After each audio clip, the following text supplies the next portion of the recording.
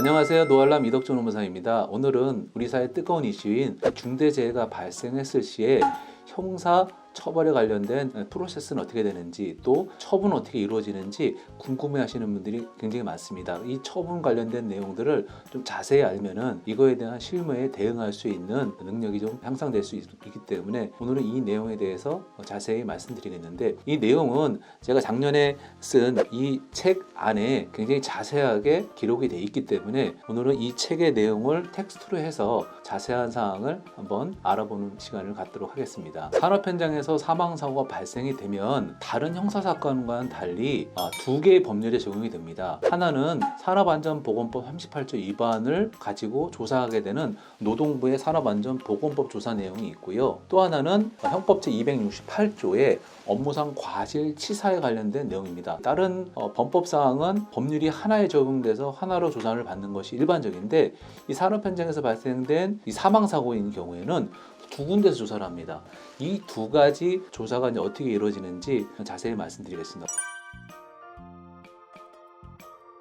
먼저 노동부 조사부터 프로세스에서 말씀드리겠습니다. 이 중대재해가 발생이 되면 회사에서 중대재해 발생 신고를 하게 됩니다. 그러면 보통 노동부가 이 신고를 접수받고 오전에 신고가 들어왔다라면 대부분 그 오후에 현장에 나오게 되는데, 담당 감독관만 나오는 것이 아니라 산업안전관리공단의 이 산업안전 전문 기술사들과 함께 이 현장에 나와서 현장에서 발생된 사망사고의 그 원인을 조사합니다. 첫 번째는 안전보건 조치를 제대로 했는지, 구조적으로 문제는 없었는지, 그 다음에 안전교육은 제대로 했는지, 그 다음에 신호수라든지 위험 상황에 대한 회사의 조치가 적절했는지, 이런 전반적인 내용들을 노동부와 산업안전관리공단이 협동으로 조사를 이루어지고요. 그 조사 말미 끝날 때쯤 해서 담당 근로감독관이 그 현장에 발생된 위험의 정도에 따라서 부분 작업 중지를 내리든지 전면 작업 중지를 내리게 됩니다. 이 작업 중지를 내리는 이유는 사망한 재해 근로자뿐만 아니라 동료 근로자나 주변에 있는 근로자를 보호하기 위해 가지고,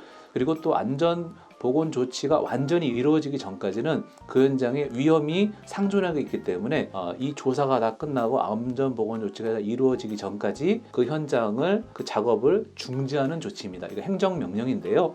행정명령을 부분 작업 중지를 할지 전면 작업 중지를 할지 결정에 대해서 그 사업장에 이거를 공지를 하고 표시를 하게 됩니다. 그러면은 이 작업장은 반드시 이거 이행을 하셔야 되고요. 이 기간 동안에 작업이 전면 중지가 됩니다. 자, 이렇게 작업 중지까지 명령이 내려지고 나면은 보통 한 3일에서 7일 내에 안전관리공단에서 조사한 조사 보고서가 노동부로 이제 오게 됩니다. 노동부는 이렇게 제출된 보고서를 근거로 해서 그 현장에 안전 점검을 하게 됩니다. 그 현장이 사망사고가 났던 그 작업뿐만 아니라 다른 공정상에서도 산업안전보건법을 위반하고 있는지에 대해서 전수조사를 하게 됩니다. 이때 전수조사를 할 때 원청사만 조사를 하는 게 아니고, 또 그 사고가 났던 협력사만 조사를 하는 게 아니라 그 현장에 들어온 모든 투입된 회사들을 전수조사를 합니다. 그래서 서류부터 작업 조치라든지 안전시설물이라든지 교육이라든지 그 다음에 관련 내용에 대한 걸 준수했는지 이런 것들을 전수조사를 해서 위반되는 사항이 발생이 되면은 바로 위반된 사항을 지적하고, 거기서 법률 위반된 거에 대해서는 과태료를 부과한다든지 아니면 형사 벌금을 부과한다든지, 이렇게 종합적으로 조사한 결과 처분서를 이제 원청사나 하청사로 보내게 되면은 원청사나 하청사에서 받은 그 결과물을 가지고 벌금을 납부하는 부분을 하셔야 됩니다. 이때 보통 작게는 한 3-4천만 원, 많게는 억대 이상의 과태료가 부과되는 것이 일반적이기 때문에 사실은 그 현장 안전 점검 때 얼마나 잘 대응을 하고 소명을 하느냐가 굉장히 이 벌금을 줄일 수 있는 중요한 사항입니다. 그렇게 현장 안전점검까지 다 끝나게 되면은 관할 노동청의 감독관은 그 현장의 구조적인 문제, 안전적인 문제, 그 현장에 어떠한 상황이 조사해야 될지 조사 내용이 전부 이제 확인이 되죠. 그 조사 내용을 확인한 걸 근거로 해서 담당자들을 부르게 됩니다. 그래서 목격자, 그 다음에 그 근로자를 고용한 사업주, 현장 관리 책임자, 현장 원화청 소장, 그 다음에 안전관리자, 이런 분들을 전부 불러서 참고인 조사를 합니다. 이 사망에 이르게 됐던 원인이 어디에 있는지, 책임은 누가 있는지에 대해서 조금 더 명확하게 하기 위해서 사건을 조사를 하는 단계를 거쳐서 조사 내용을 이제 확정을 합니다. 이렇게 참고인 조사가 끝나면 관할 노동청 본청의 지휘를 받든지 아니면은 관할 검사의 수사 지휘를 받아서 수사 지휘부 명부에다가 기록을 합니다. 이거 정식적으로 이제 사건으로 접수가 되는, 사건이 인지가 되는 거죠.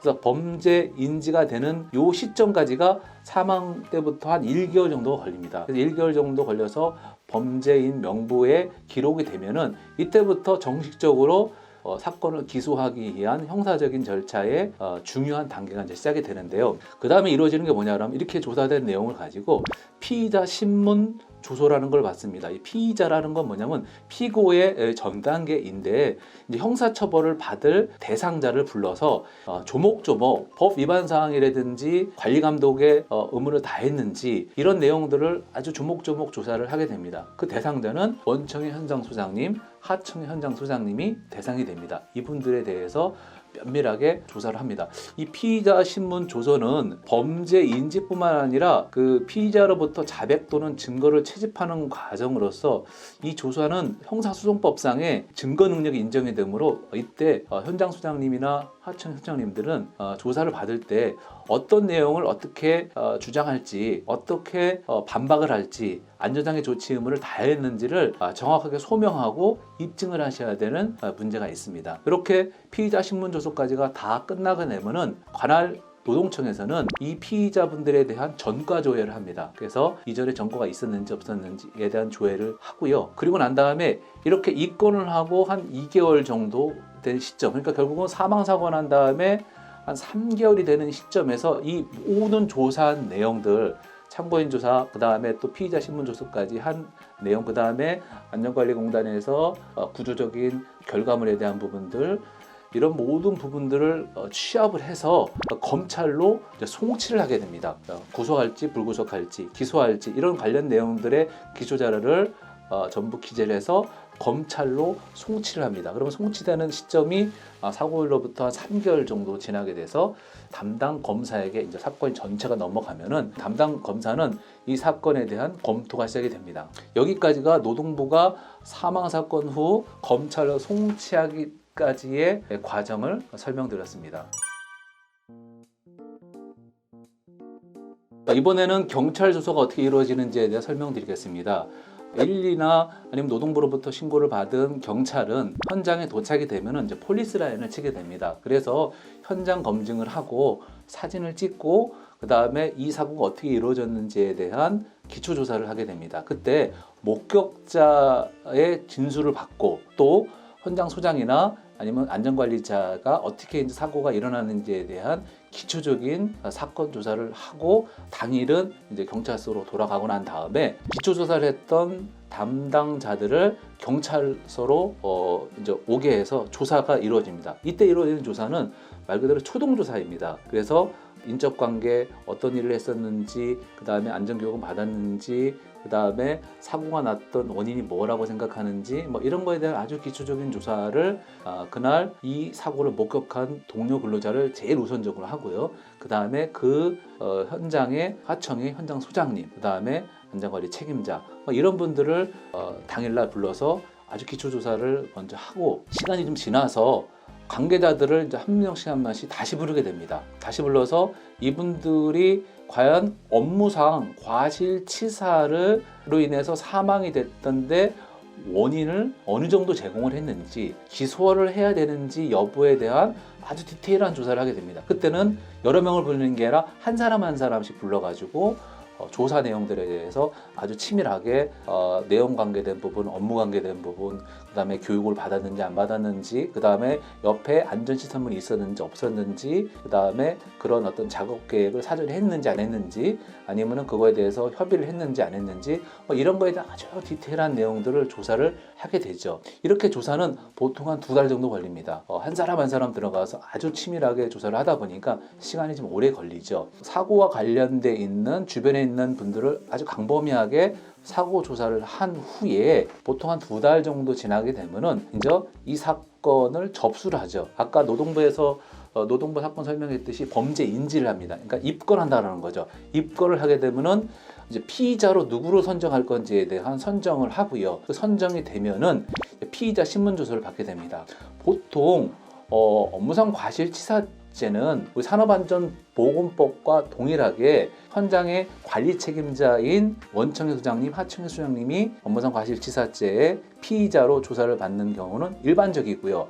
그러나 사고의 경우에 따라서는 관리 감독자나 책임자가 작업 공정이라든지 그다음에 안전주의 의무를 누가 보더라도 고의성이 있다든지 문제가 있다면 이분들까지도 같이 기소를 합니다. 그래서 현장 소장님뿐만 아니라 관리 감독자나 관련된 책임자들까지도 같이 기소를 한다. 형법상의 업무상 과실치사죄는 산업안전보건법상의 그 범죄 구성보다는 훨씬 더 넓습니다. 그래서 현장 소장님과 뿐만 아니라 관련자들까지도 같이 피의자 신문 조서를 받게 되고요. 이렇게 받게 되면 보통 한 3개월 정도 시간이 지나고요. 이렇게 조사가 다 끝나게 되면 이 모든 조사한 내용에 대한 부분을 취합을 해서 검찰로 이거를 송치하게 됩니다. 그럼 담당 검사가 경찰에서 조사한 내용의 전체 내용을 받아보게 되죠. 여기까지가 경찰에서 조사부터 최종 검찰 송치까지 이루어지는 프로세스입니다.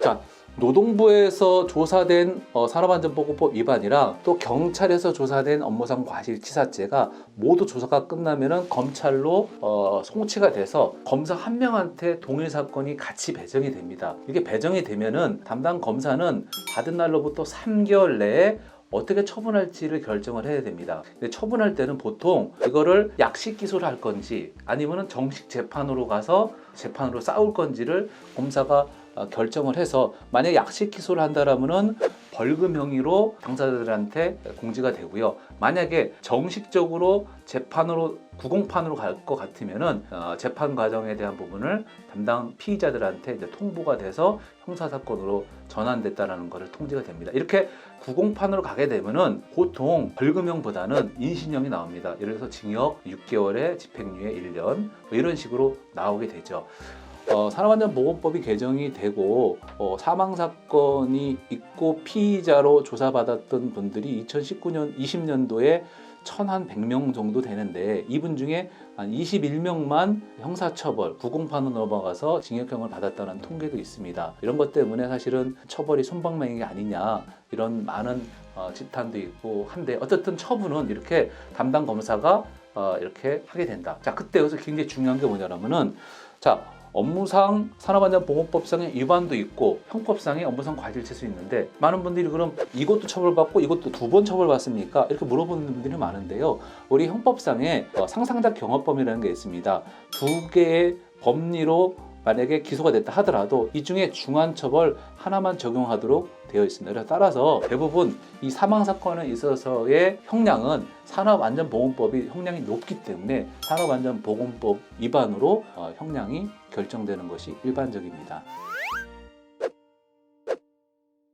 여러분, 노알람의 노동법 이야기 어떠셨나요? 오늘은 우리 사회에 지금 뜨거운 이슈가 되고 있는 중대재해의 형사처벌이 어떻게 조사되고 처분까지 되는지 내용에 대해서 자세히 알아보았습니다.